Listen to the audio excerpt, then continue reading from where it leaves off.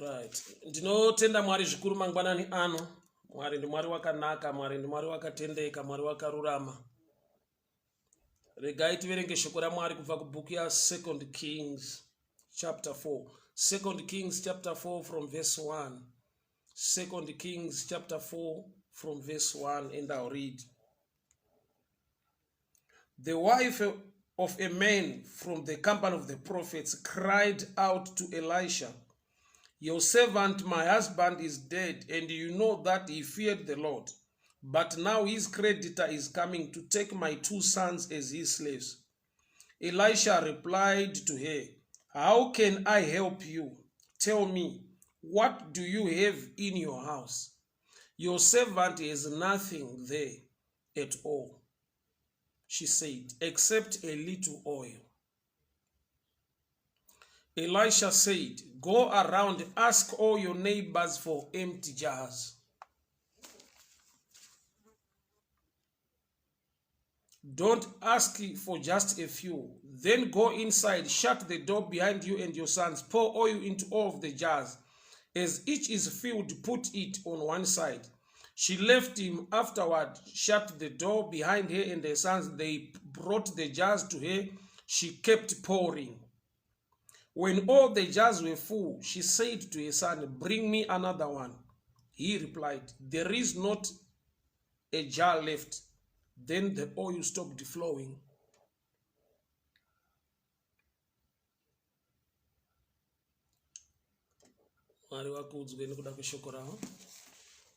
Mai Murwira Nyamunda, good morning to you. God bless you.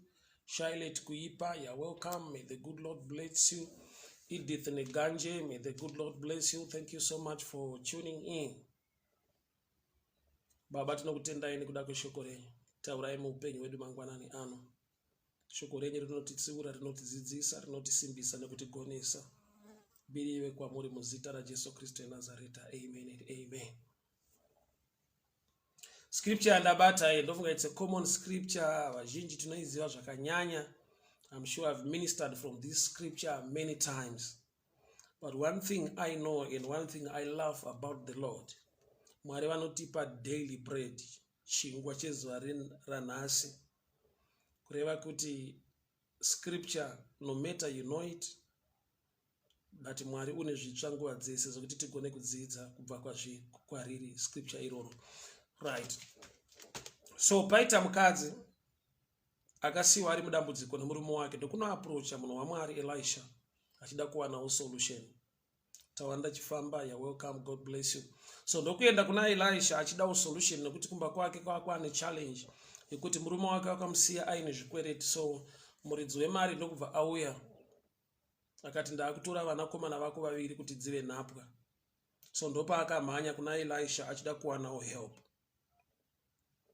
Evangelist Mija, long time my brother, how are you keeping? God bless you. Sister Evangelist Gatawa, may the good Lord bless you. Thank you so much for tuning in.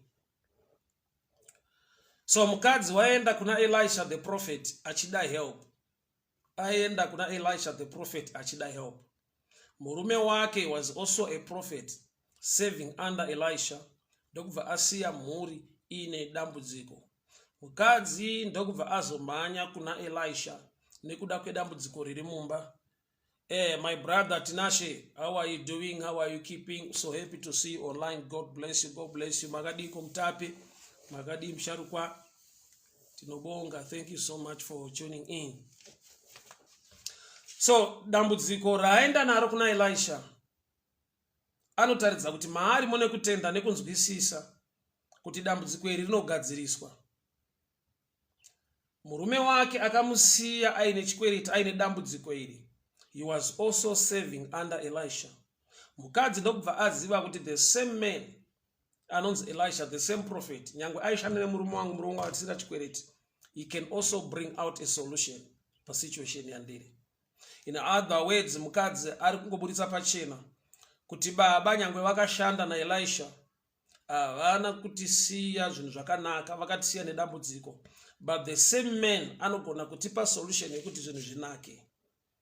Nyaya iyi inoita sekunge kuti mukadzi ari kuda kuexpose weakness yanga ine murume kana kuti mukadzi ada kuratidza kuti tigone kudzidza kuti pane nguva yekuti pane paunogumira wofungidzira kuti Mwari ndo pavagumira, gamba ndo pawaguma iwewe kuita nekuopareta muzvinhu zvaMwari. Pane kuita kwaMwari kunoriliswa mumunhu maringe the level of understanding. Alright, reganzike pamashure mushanu. Kana shoko richiti without faith you can't please God, and also faith is the end rinogona kutora from the supernatural kuti zvimanifeste in the natural, which means faith comes by hearing. Without faith inauye information. Faith comes by hearing, and hearing by the word of God. So now ye faith build one information. So the level of knowledge iri mumunhu concerning God inoita kuti usangane nekuita kwaMwari kuri limited according to your knowledge, not kuri limited according to the ability of God. I'll repeat. God is not limited. God is mighty and powerful. Is Jehovah El Shaddai. But kuopareta kwake nemunhu kuri maringe the level of understanding, the level of knowledge. Daniel 11:32. Those who know their God shall be strong and do exploits. Vanoziva Mwari wavo vachava nesimba, vachaita mabasa makuru. Zvoreva kuti the level of knowledge vanoziva, those who know. So the level of knowledge attracts the ability of God into your life. Saka Jesu achiti akaporesa munhu oti kutenda kwako kwakuporesa. Zvoreva kuti your level of knowledge create a basis, a platform to receive the power of God kuti imanifeste muhupenyu hwemunhu. Precious Chiuvoyo, may the good Lord bless you. Thank you so much for tuning in. So mukadzi ari kuenda kuna Elisha ari kuburitsa pachena kuti murume wangu wakatisira dambudziko achishanda naElisha, but chaasina kuziva ndechekuti the same man waari kushanda naye ane ability yekugadzirisa dambudziko iri, but iye akarisiya rakadaro. Kureva kuti nedzimwe nguva he was quiet on that matter, akaitrita as a private issue, as a personal issue iri kumba kwake, akasava open to the prophet kuti prophet ndine dambudziko ndakakwereta nekudini. So mukadzi aringotaradza pachena kuti in the same place yauri kuti zvinhu hazvisi kufamba, somebody anouya ne better or bigger revelation, zvinhu zvikatomufambira. Munhu anogona kuwana success mun environment iri kunzi nevamwe hakuna chinofamba, hakuna chiri kuita. Difference iripo level of knowledge, understanding, wisdom, knowledge iri maari yekuziva kuti ndoitei kana situation yakadai. Kune ma situations anokonzera vamwe kutiza, ma situations anokonzera vamwe kuita suicide, ma situations anokonzera vamwe kuramwa zvinhu muupenyu. Yet in the same environment, ma same situations, some they prevail. Kune situation inokonzera mumwe to quit, but mumwe aka-expose akapinda same situation, he can also rise. Difference iri pakuti wagamuchira sei situation iyi ukafungei pamusoro payo. Matambudziko, ma challenges, they happen to all, but in the midst of challenges or in the midst of trouble, vamwe vanova a different mindset, vanova a different approach to the challenge yauya. Kureva kuti vamwe vane ability, vane grace and favor yekutena a challenge into a platform of blessing. So mukadzi akasirwa dambudziko mumba make, but dambudziko iroro rakazoita turn out to become a platform, a source of life, nokuti atengesa mafuta, abhadhara zvikwereti, akaenda kuna Elisha. Elisha akati chienda undorarama nezvasara, enda unorarama nezvasara. Zvoreva kuti dambudziko rakatenwa to become a platform yekuti munhu agone kurarama. Dambudziko rakatenwa to become a platform yekuti munhu awane pekutangira. Iro dambudziko rauya kuti iye ati hapasisina pekutangira, but at the end akabva awana a platform. I'll read 2 Kings chapter 4 verse 7. she went and told the man of God, and he said, go sell the oil and pay your debts. You and your sons can live on what is left.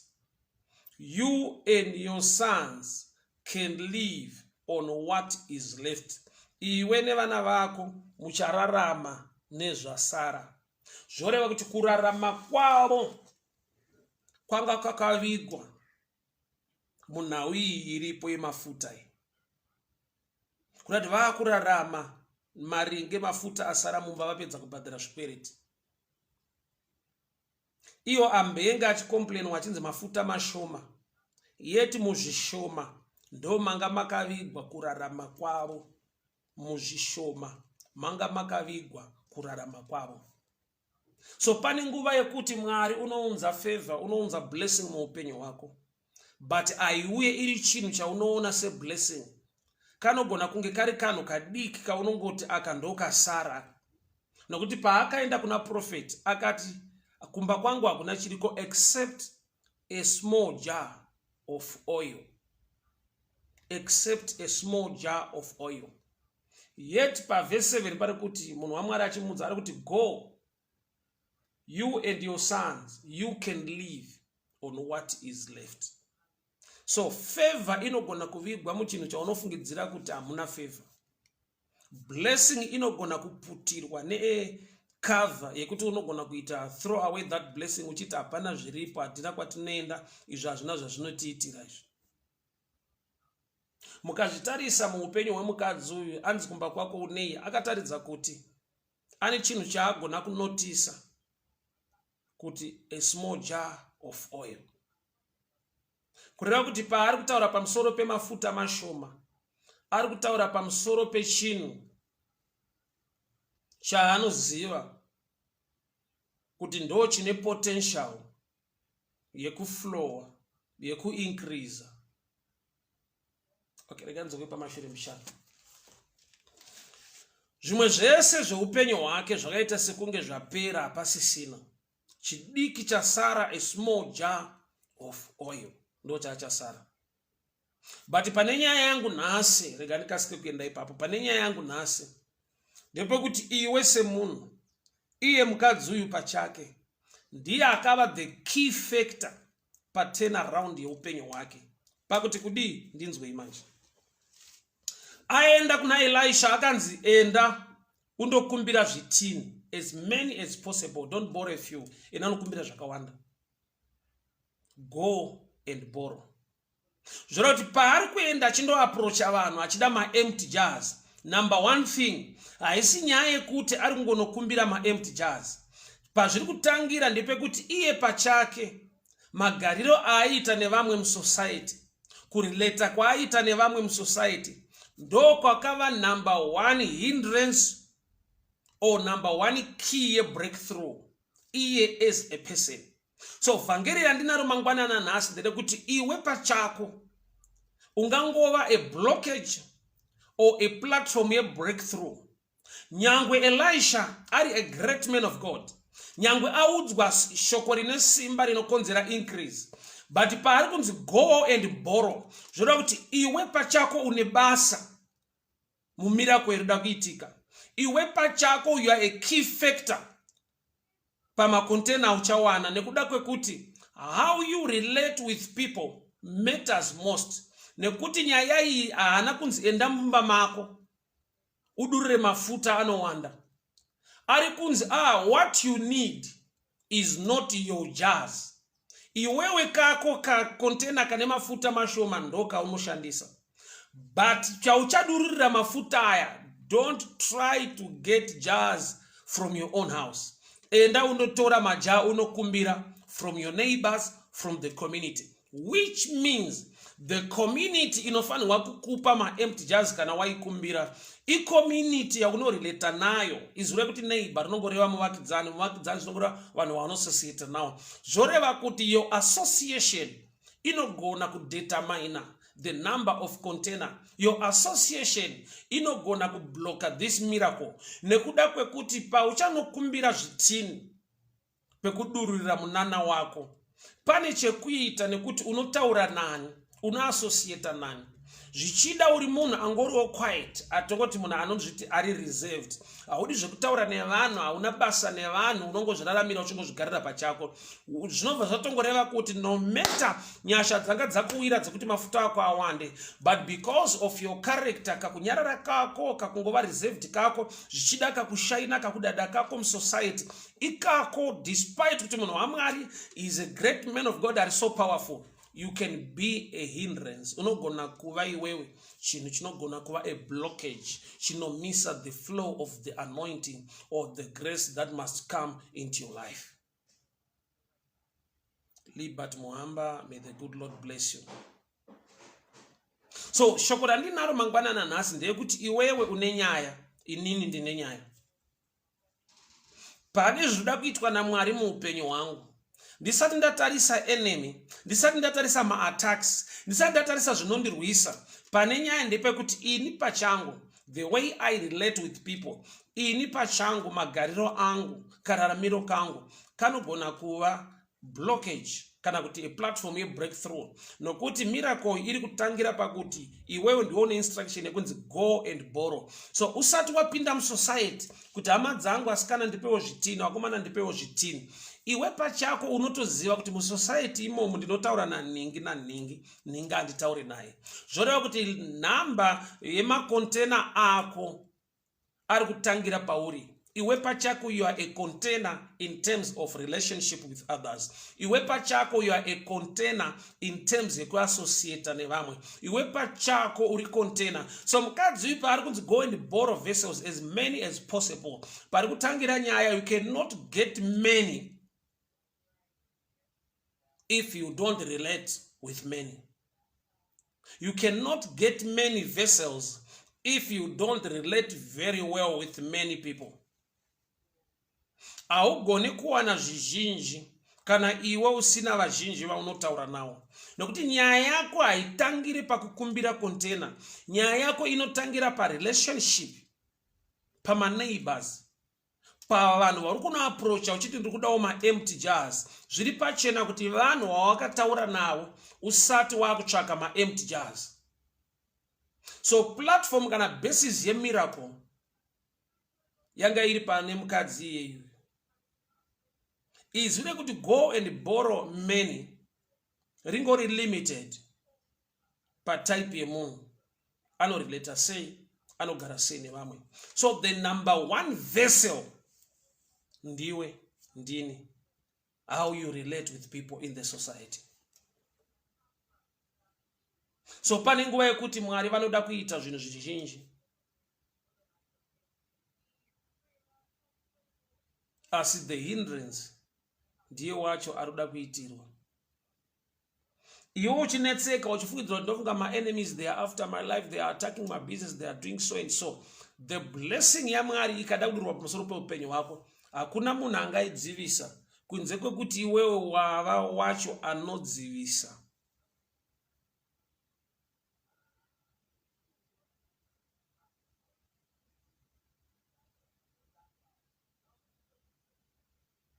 You can be a hindrance to what God is about to do in your life. Icho kwadi kuti Elisha is a true prophet of God. Mafuta as long makontena aripo, mafuta airamba achingoerera. But container hombe, container rekutanga is the character of the person looking for containers. Une zvauri kutsvaka muupenyu. But iwe wacho ari kutsvaka, ungangodaro uri iwowo futi, uri kutsvakawo nedenga. Mwari vaburukira mugarden vanobvunza kuti Adam uripi? He was there. Munhu haagone kuwanda kana kutiza Mwari. Zvoreva kuti aiva mashoko anotaridza kuti you are no longer available in the realm yataionana. Because of sin, men fell short of the glory of God. So Mwari vauya mugarden kuzotsvaga munhu. Mwari vakatsvaka munhu wavaiuya kuzoona mazuva ese mugarden. The man was still in the garden. But kana shoko richiti Adamu uripi, rinongoreva kuti Mwari vari kutaura kuti kuna Adamu wandaionana naye, aioparata sezvandaida, airarama sezvandakamuudza. But this Adam now is new and he is not available in the spiritual realm yataionana zvakanaka. Zvonoti pane pambo kuti iwe wacho you are missing, uri kushaika. Pane kuti Mwari vakuropafadze, Mwari vacho vatori paprogram yekukutsvaga kuti uripi, iwe uripo ende uye une dambudziko. Mwari vaburukira mugarden vachibvunza kuti Adam uripi. Adam anga atone dambudziko, anga discover kuti ari naked, atotora mashizha apfeka. Just imagine kuti Mwari vacho vanofanirwa kukupfekedza matewe, Mwari vacho vanova your help. Pavauya mugarden avatange vaona dambudziko rako, vanotanga vakuudza kuti hausi kuwanikwa.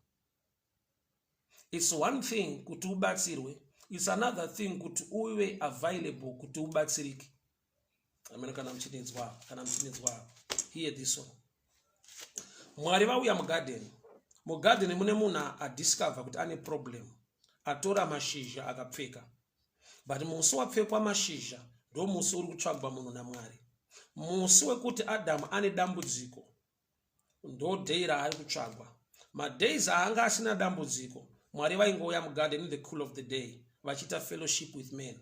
But Adam paane problem, aita two problems. Ane problem yekuti azvipfekedza mashizha ari kuona ndakashama. Imwe problem yaitika is no longer available. Kurati iye he became a hindrance to the help of God. Anotoda kutanga atsvagwa, awanikwa, ozo adresserwa problem yake. Nokuti haugone kubatsira munhu wausiri kuona, haugone kubatsira munhu wausiri kurelata naye, haugone kubatsira munhu asiri available. Nyangwe aine dambudziko, pane nyaya ndepekuti kana usiri available, usiri panzvimbo, usiri kuoneka, haugone kubatsirika. But muri kuona musi wakaita Adam problem, atora mashizha akapfeka, achinetseka kuti ndakashama, ndo musi wakaburuka Mwari mugarden vachimutsvaga. Zvoreva kuti number one problem yanga isiri yezvipfeko. Number one problem yanga yekuti iye ndiye atova problem is no longer available in the sense or in the realm yekuoperata kwake nekufellowship na Mwari. Ichi chandiitira musheshi. Musi wakaburuka Mwari mugarden vachiti Adam uripi. Musi wekuti Adam wacho anga aine problem. So changa cha problem hombe akusi kushaiwa kupfeka mashizha, kuva naked kwa Adam. Changa chatova problem hombe kusava available kwemunhu ane problem. Kurati problem number one i availability, kuti tanga imaonekwa, tanga imamuremu yekuti Mwari vanokuonai muna associated na Mwari. Then nauye kupfeka mashizha, nauye dressing yozogadziriswa. Mwari havasi kuzotanga neissue yedressing, vari kutanga neissue yeavailability. Zvoreva kuti zvinoitika mukurarama zvimwe nguva ndezvekuti munhu anenge ane dambudziko achiti Mwari ndibatsirei.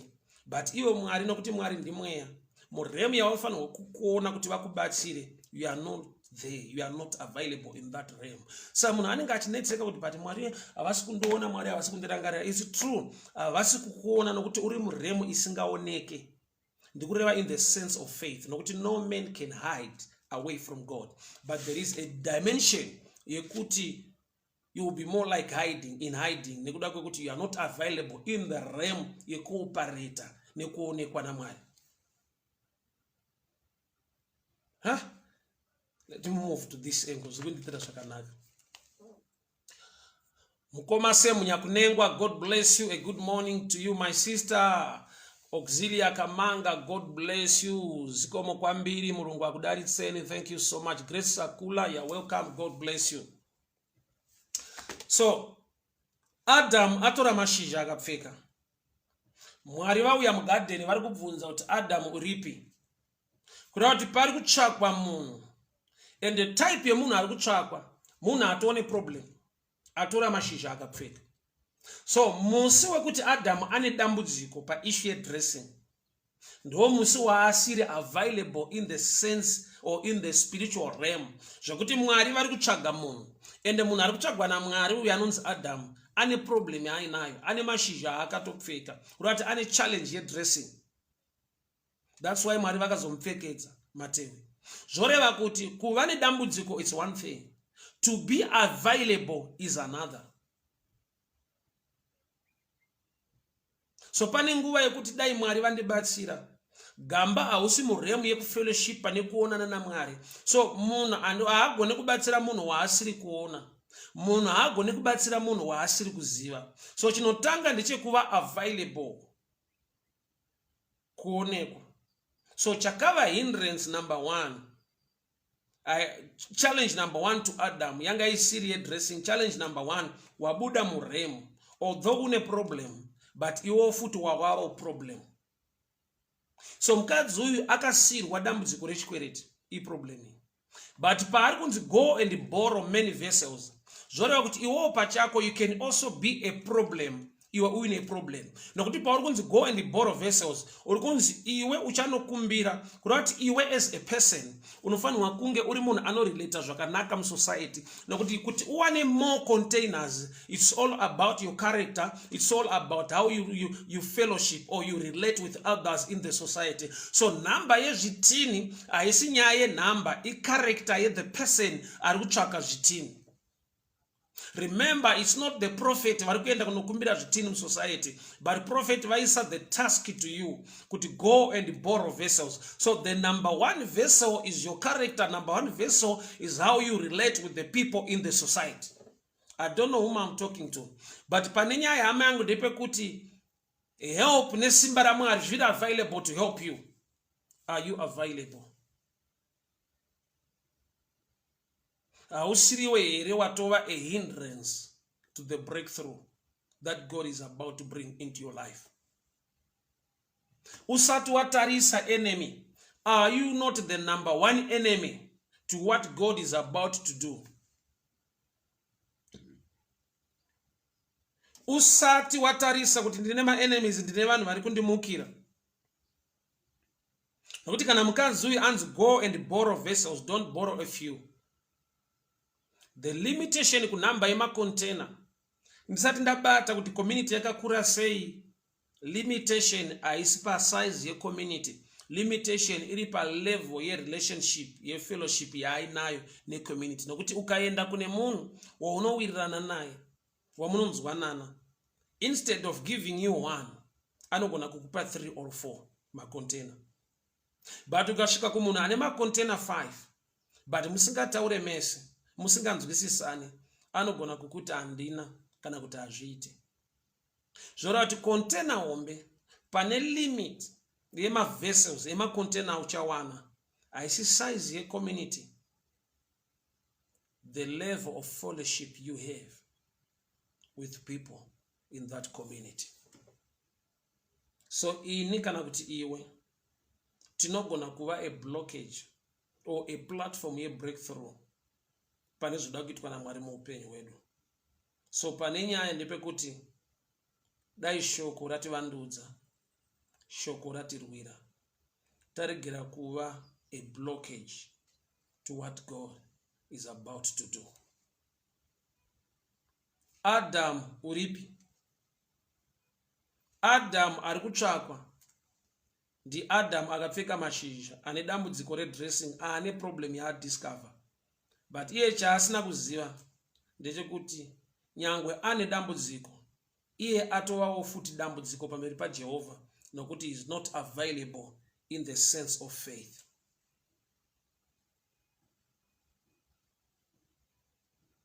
Haugone kurelata kana kubatsira munhu wausiri kuziva kana kuti wausiri kuona. So Adam aitsvakwa nyangwe aine dambudziko, which means dambudziko number 1 ndiye kusava panzvimbo, ndiye kusava available in the spiritual sense. Kuti a man can be a blockage to the power of God, rinofanirwa kuflowa muupenyu hwake. Saka Jesu pese paanoporesa unoti kutenda kwako kureva kuti iwo ukashayiwa kutenda, you can be a blockage to the flow of the anointing in your life. So instruction ya Elisha kuna maya, go and borrow. Usati waenda unofanirwa kuzvibvunza, ndiri kuenda kunani, anonditambira sei? Nekuti wega unoziva haudi kuprofitwa, you know how you relate with people. Wega unogona kuziva namba yemacontainer unogona kuwana, not as a prophetic message.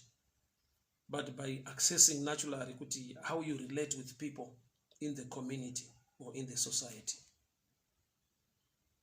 Kureva kuti zvinhamba yezvicontainer zvitini zvaakawana waingova uchapupu wekuti unogara sei mucommunity, unorelata sei nevamwe. Sapane nguva yekuti Mwari varida kuita zvizhinji nokuti yakanzi go and borrow many, not a few. But mumba make vakudurira mafuta, ndanzwa mwana achinzi unza rimwe container ndokubvati macontainer apera. Hazvireve kuti macontainers anga apera mucommunity. Hazvireve kuti maneighbors vanga vasisina macontainers.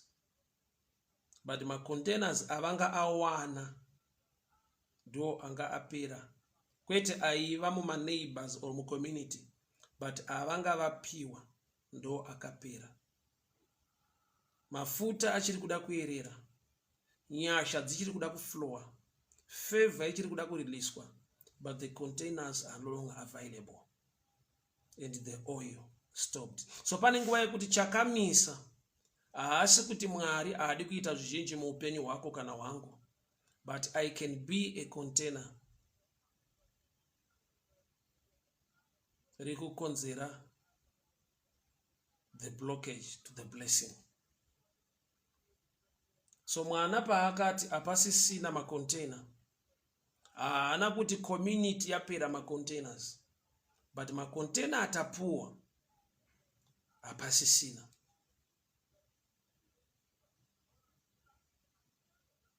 Hazvireve kuti macontainers mucommunity kuma neighbors apera, but avapuwa ndo apera.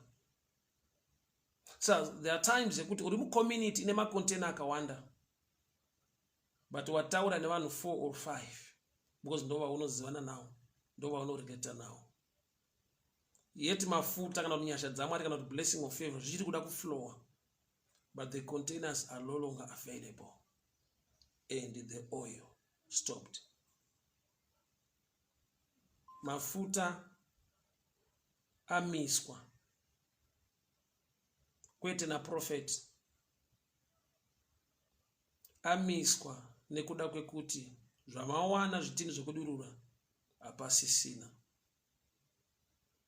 Hazvireve kuti maliters avainawo ndo avari kuda, ndo avawana. I remember sevana vadiki, I love examples, not in such an age. Sevana vadiki tiri ku primary school, taenda kuma trips. So tine trip imwe yatakaita, a school trip yatakaita yekuenda ku company yema drinks ku Coca-Cola. Zvavanoita Coca-Cola mukasvika, munonzi vana garai muri 3 or 4. Mounzirwa macrates ema drinks makagara. Muri 4 mopiwa crate, muri 4 mopiwa crate kunzi inwai. So tiri vapfana, taiva nepfungwa yekuti saka company haina basa ne loss. Why? Vanhu 4 vanopiwa crate. Vobva vati inwai amunoda. But ndakura ndo pandaka understanda kuti vane zvavanga vacalculata kuti munhu aunwe aunoda, but unonwa aunokwanisa inhau yecapacity kwete yechoice. Kana ndikada kunwa 10 or 15 drinks, kuda ikoko hakuzadzikiswe nekuda kwekuti dumbu rangu idiki. So vanodhila necapacity kwete nechoice. So mulife mukurarama mukunamata Mwari vachida kuita zvinhu vanogona kunge vachiwana hindrance yecapacity kwete yechoice. Jacob na Esau. Jacob wabata mbudzi 2 mudanga akapa mai vakabika, akapa baba wake Isaac vakadya vakamuropafadza. Esau paanouya anosvika baba vakaguta. Kana baba vakada kudya nyange vakadiscover kuti auya ndiye Esau chaiye, it's too late nekuda kwecapacity. So kune zvinhu zvinoitika not by choice, but nekuti do you have the capacity to handle. So capacity inokosha. Choice nyangwe ichikosha, but capacity inogona kuva limitation. Handizive kuti mai avaida mafuta akawanda sei. Simba raMwari ranga riri ready kurilisa mafuta akawanda kwazvo, but hapana the capacity kana kuti hapana macontainer anogona kutakura. Saka muchiona kuti Jesu wakawanza chingwa nehove, but chingwa pachakanhongwa chakaiswa mabhasiketi anokwana kuita 12. Zvoreva kuti dai mabhasiketi aisvika 15 chaiwanikwa chinopinda mabhasiketi 15.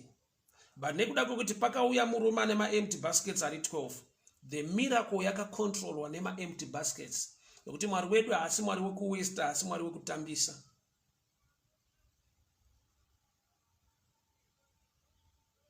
People of God, hear me very well. Mai avaida mafuta akawanda, but havana makontena akawanda. Nokuti dai vanga vane makontena akawanda, vaingoramba vachidurura. But mumba ndakanzwa makutaurwa izvo kuti makontena hapasisina and the oil stopped. So oil inoresponda maringe kukontena, kwete maringe pasarudzo pachoice yekuti tinoda mafuta akawanda. So pane nguva yekuti tinoda zvakawanda, tine zvatinoda Mwari zvizhinji kuti vaite, but the capacity. Genesis 2 verse 5. Zanzi panyika hapana kunaya mvura nokuti kwakusina munhu unorima ivhu. It did not rain because there was no man to till the ground. Why? Nokuti fungwa ya Mwari ndeyekuti pave negarden, and there must be a gardener to maintain that mindset, to maintain that garden. But nekuda kwekuti papasina the gardener, denga rakaona kuti it's not good to release the rains, miti yokura, it will turn out to become a jungle, nokuti there is no gardener. So nekuda kwekuti number one challenge, atina somebody to maintain, to guard, to take care. The heavens were shut. There were no rains because there was no man to till the ground. So the ability to manage inenyaya. The ability to manage. That's why Mwari pavakavhura meso ahaga akaona tsime remvura. Nyaya inga iri yekuti Mwari vakanzwa kuchema kwa Ishmael, asi vakavhura meso ahaga. Sei vavhura meso ahaga? She is mature enough kudila netsime. Hongu haasiri achema akanzwikwa, but she is mature enough kuti agone kuchera mvura mutsime ape mukomana anzwika nedenga achichema. Uyu anzwikwa pakuchema kwake, but denga rinoziva kuti tikaisa this blessing, this miracle mumaoko emukomana Ishmael, mwana mudiki. Saka pano pakutariswa nyaya yematurity, munhu ane the ability to manage, to handle the blessing yavhurwa nedenga, ndiye anenge apiwa access now kutsime than kune mukomana achema. Choice uchida zvizhinji, the ability to manage, the capacity to manage, kana iri lesser, capacity inorwisa choice. So tiri vana vadiki kutrip yekuchikoro ikoko hatina kunwa madrinks akawanda. Mumwe nemumwe akanwa 2 ndobva tatodzorera crate rine madrinks. But hatine pfungwa sevana vadiki kuti tapiwa madrinks akawanda zvekuti munhu wese anwa anoda. Ndati kusvika ndazokura ndopa ndakaziva kuti hatina kunwa ataida, takanwa ataikwanisa. Hatina kunwa madrinks ataida, but takanwa madrinks ataikwanisa kunwa. Capacity can be blockage to choice. Capacity can be a blockage to choice. Amaya havaidurura mafuta ndokubva vanzwa nemwana kuti zvitina hapasisina and the oil stopped. Choice iri yekuramba vachidurura, but the capacity, the containers kana asiri available, the oil stopped. Shoko ndere kuti don't stop the flow of the Spirit of God, of the blessing of God in your life. Nekuda kwekuti you don't have the character or the capacity to handle.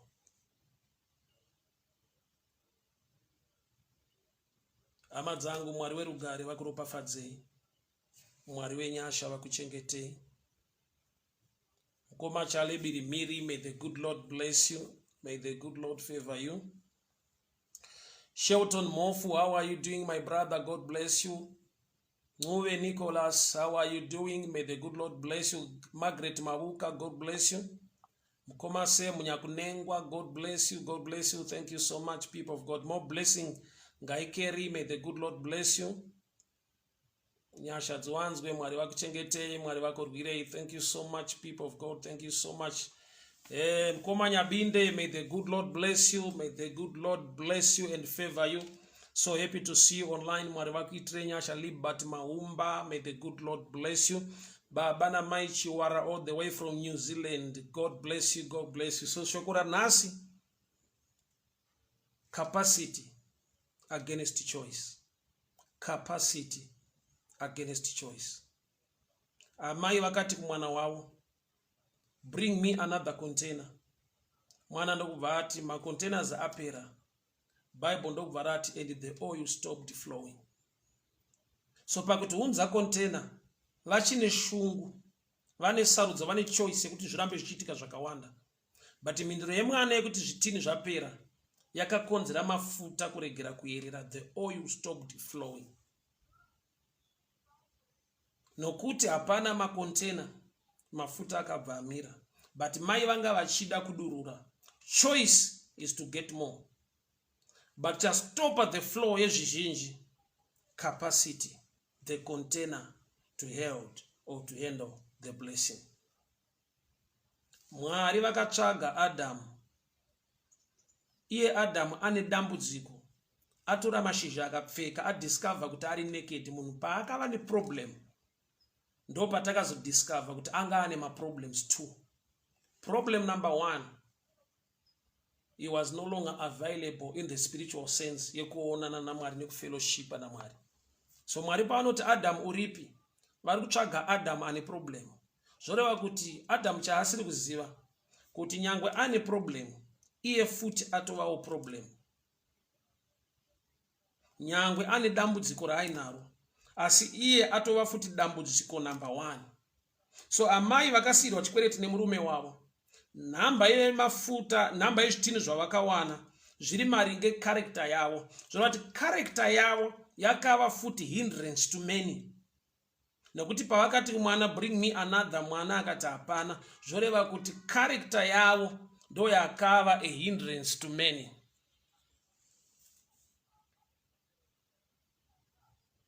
Hama dzangu, Mwari vakuitire nyasha, Mwari vakuropafadzei, Mwari vakugonesei. Munamato wangu uye munamato wako, wekuti ini ndiregere kuva a problem. Inotadzisa solution kana kuti help kuti uye muhupenyu hwangu. Amusati mambonzwa statement inogona kutaurwa nevanhu kuti munhu uyu anonetseka, ane dambudziko asi haabatsiriki. Kuda kuti ane dambudziko asi iye zvakare idambudziko. Kune vanhu muupenyu wekuti nyangwe aine dambudziko ari munhu anotambudzika, but vanhu vanonetseka kuti vanomubatsira sei, nokuti iye pachakewo futi idambudziko. There was a guy wandakamboona mutauni kustreet uko. Vakomana vemustreet, ma-street kids vanopakisa motikari vachidi vachikumbira mari kuvanhu. He was so drunk, achituka vanhu, achitaura zvinyadzi. Saka takasvika tichida kupaka motikari ipapa, ndobva angotaurawo mashoko asina kungonaka. Was in my heart, nandine pfungwa yekuti this guy, I always see him in this place every day. I need to do something for him. But musiwe takasvika akadhakwa, akatukirira, akatuka vana vangu vasikana vanandinawo. Dambudziko rake, anogara mustreet, anotambudzika. Ndine pfungwa yekuimuitira chakanaka. But iye wacho, nyangwe ane dambudziko, akabva ava futi a blockage kune zvakanaka zvinofanira kuitika muupenyu hwake. Iwe neni tiregere kuva dambudziko, tiregere kuva a blockage to the flow of the things of God. Panoda improvement, panoda kugadziriswa, Mwari vatibatsire, Mwari vatiwanire nyasha. Thank you so much, thank you so much, thank you so much, people. Ropafadzwa hama dzangu, Mwari werugare vakuitire nyasha. Mafuta ngaaramba achiyerera. ropafadzo ngarirambe richiflowa richitapukira muupenyu hwako. Don't be a hindrance to the flow of the things of God. Muupenyu kune zvinhu zviri muma-circles kana kuti muma-systems ekuti system yacho ikava ne-blockage, chinhu ichocho nyangwe chiripo chichifanirwa kuflowa hachiflowe. For example, ukaisa hosepipe patape uchida kudiridza, but mukati mehosepipe mukava nechinhu chakabloka, unogona kuvhura tape but uku mvura haibude. Hazvireve kuti mvura haipo, zvinongoreva kuti unofanirwa kubvisa the blockage mutape kuti mvura igone kusvika kwainofanirwa kusvika. So your character, your behavior, your mindset can be a blockage kune zvimwe zvinhu. Uchifungidzira kuti the enemy is after you, but iwe wacho unenge wava an enemy against your own life. Mukoma Simba dikanai pakadiko pampumalanga. I'm so happy to see you. God bless you. Sister Kamanga mulibwanji zikomo kwambiri. I'm so happy to see you. Mulungu akudariseni house Australia. I'm so happy to see you online. Thank you so much for tuning in. I can be unogona kuvawo a blockage pane zvikuru nezvizvi zvoda kuitwa naMwari. Uchifungidzira kuti maybe my enemies they are after your life. But kana mukadzi anzi go and borrow many vessels, kuti maybe she needs skill, but more than skill yekuti agone kutaura nevanhu, relationship is the number one key. Nokuti nyange ukataura mashoko akanaka ukava neskill but wanga usina ukama usingarelate zvakanaka nevanhu, they don't mind the way you say things. Vagara vachingokuti atiwirirana hausi munhu ari right. Go and borrow. Munomboziva here kuti izwi rekuti borrow kukumbira harisi izwi riri easy kana pasina relationship. Izwi rekuti borrow harisi izwi rakachipa rakareruka if there is no relationship.